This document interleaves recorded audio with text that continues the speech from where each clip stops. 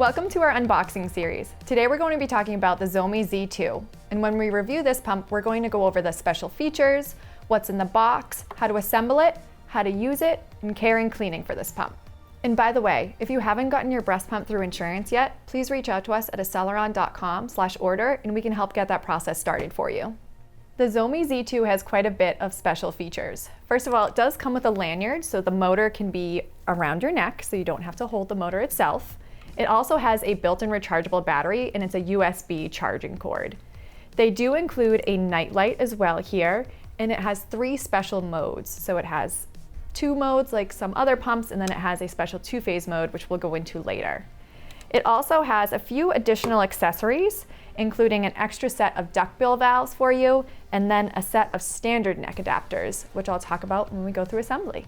Lastly, the Zomee Z2 has a 2-year warranty on its pump motor.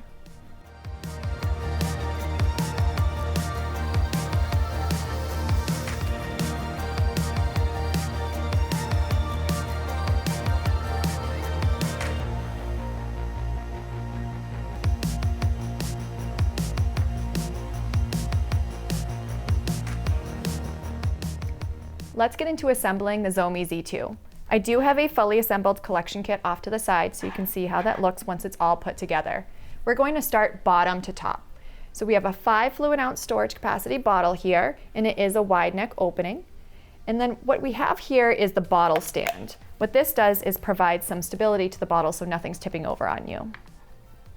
When we move up to the pump body, you'll see that there's a few pieces here on the front, top, and we're actually going to go to the bottom here. We have a valve that has an opening at the bottom, and that lets the milk enter your bottle. So the valve just pushes right in at the base, and then it has a handle here so that you can pull that right out. It doesn't need to face in any set direction, but it is a part of your pump that's doing a good amount of work where it lets that milk enter the bottle, so you may need to replace it every so often, and what Zomee does is they provide an extra set in the kit for you, which is really helpful. With that part, it is just going to go right with your bottle on there, twisting right on. Now, one of the extra accessories that this pump includes is a standard neck adapter. Now, I mentioned that this is a wide neck bottle. The standard neck adapter is if you want to pump into a different size opening bottle. So if you're using a bottle that has a standard or a skinny or narrow neck, you can use the adapters that are included, and there's 2, 1 for each side, and pump directly into the other storage or feeding bottle that you prefer. But I am going to put Zomee's wide neck bottle on here for now. We're going to move to the top of the pump body, and this is going to be where your diaphragm sits. And so this is the backflow protector to keep your tubing clean. It sits in there in any way, and then you have the diaphragm cap. So the diaphragm cap's going to be offset to the side and then twist it to the right or clockwise, and it will sit right on there. The tubing port is on the back, and that faces away from where the breast shield will go. Your breast shield is going to insert in whatever size you're deciding to use. They do come with 2 sizes, and that's going to insert right in the front. It is a silicone edge, so it can be slightly more comfortable on your body. It also can sometimes help create a better seal, but it's also an oval. And that oval just means that you can put this in here in any position to fit your body best because everybody is different. With that, we then have where your tubing connects. Your tubing will connect to the back of that pump right here. And on the front of your motor, you have 2 ports. Now, one of them is covered up. So to single pump, you're only going to attach on that open port, and then you can pump as you choose.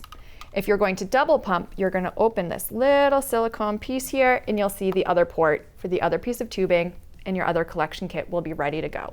You do have the lanyard, and it's already on the pump when you get it, and the lanyard does have a little clip here, so you can remove it if you don't want the lanyard on there. One of the last things I want to show you for the kit is Zomee does provide nipples for the bottles if you're going to use them as a feeding bottle. It also has a cover to keep that nipple clean and from leaking if you're traveling with milk in the bottle. If you choose not to use this as a feeding bottle, you're just going to simply push that nipple out by pressing on the side. And then they have this disc in here so that your bottle can be a storage bottle. And that's the Zomee Z2 all put together. Before we get into how to use the Zomee Z2, I want to point out a few features on the side of the pump. On the side here is where your lanyard will attach, and again, you are able to remove the lanyard. And then you also have on the bottom the ports for your tubing. There's one that's always open, and then you have this little silicone valve in here to show the other port. The reason why that's there is because going between single and double pumping, if you only have one tubing set in there, you want to make sure that that other one is closed, so they make that very easy for you. So you may notice that there's a ring around the pump face.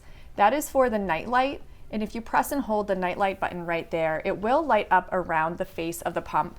It could be a little hard to see right now just with the lighting for our video, but it does light up all around that area to help you see the screen and a little bit of the surrounding area around your pump itself. To turn that off, you're just going to press and hold that night light button again, and it will turn off. To turn the pump on, you're going to do the same thing where you press and hold the power button on that bottom left. Once the pump turns on, you'll notice there's quite a bit going on that screen. We have our mode button, a minus and plus for our suction strength, our play pause button, and then on the screen itself you have the timer for how long you've been pumping, your suction strength, your mode indicator with 3 modes, and your battery indicator. You'll notice that the 3 different modes are indicated here, and you can change them by pressing the M button. And the 3 modes are massage mode, expression mode, and 2-phase mode. When you begin pumping, it's recommended to start in massage mode, indicated by the 2 wavy lines. Massage mode has a faster pattern, and you can also change your suction strength, and we recommend going to the highest level that is comfortable for you. Massage mode is meant to stimulate your letdown or get your milk to start flowing. So once your milk has started to flow, you can change your mode by pressing that M button again to either expression mode, which is going to have a slower pattern, and you again can change your suction strength to what's comfortable. Or you can also choose 2-phase mode, which is indicated by those 3 droplets. 2-phase mode is a little bit different, and it's special to the Zomee Z2 in the fact that it has a different pattern, meaning that it has a quicker flutter pattern, and then it goes to longer, deeper sucks, and it goes back and forth between those 2 patterns to mimic what a baby does when they are nursing at the chest. The other thing I want you to know is you have the play pause button here, and that play pause button is just so you can pause your session if you need to pause for any reason, and your timer will continue counting on, instead of if you want to just turn your pump off and end your session altogether. The modes that you have available are all there for your comfort. It is not recommended that you have to use every single mode. You're going to use what feels best for you. With that, it's the same thing for your suction strength. Just because it has all those 9 levels doesn't mean you have to use them. You're going to use what feels best for your body. And just so you know, the pump will automatically turn off after 30 minutes of use. Let's move on to cleaning your Zomee Z2. One thing to note is you're not ever submerging the tubing or the pump motor in any water. So if you're cleaning those, you're just kind of maybe a slightly wet cloth just to wipe it off. Same thing with the lanyard. Those are not part of your standard everyday cleaning practices.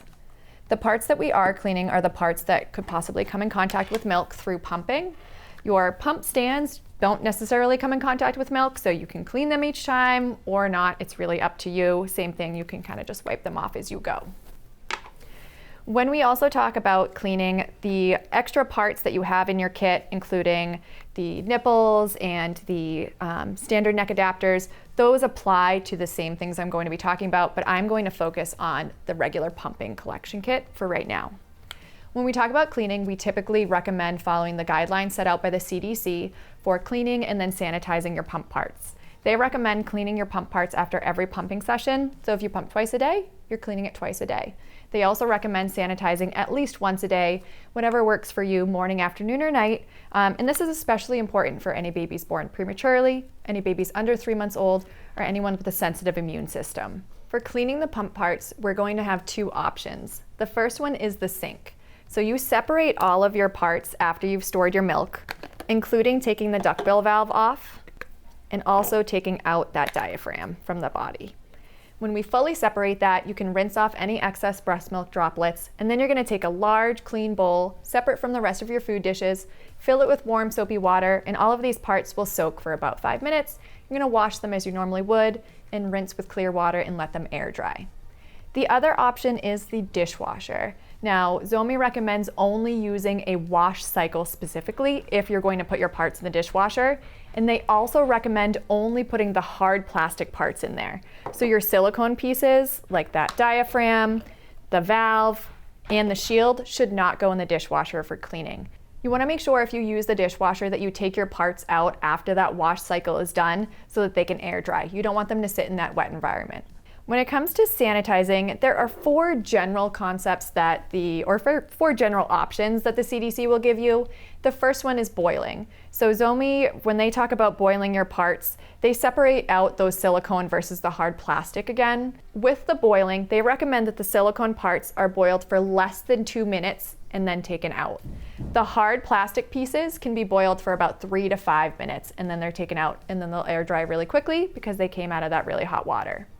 The next option is a standalone sterilizer. You want to make sure that you follow the manufacturer guidelines and have the appropriate amount of water when you're using a standalone sterilizer.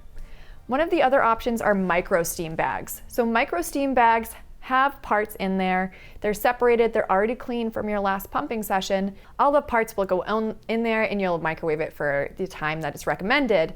But Zomee does comment that steam sanitizing and using those micro steam bags can cause some discoloration or cloudiness, and that's purely cosmetic. Same thing with the dishwasher. So if that does happen, it's something they're aware of. So again, any cloudiness or slight discoloration is purely cosmetic and expected.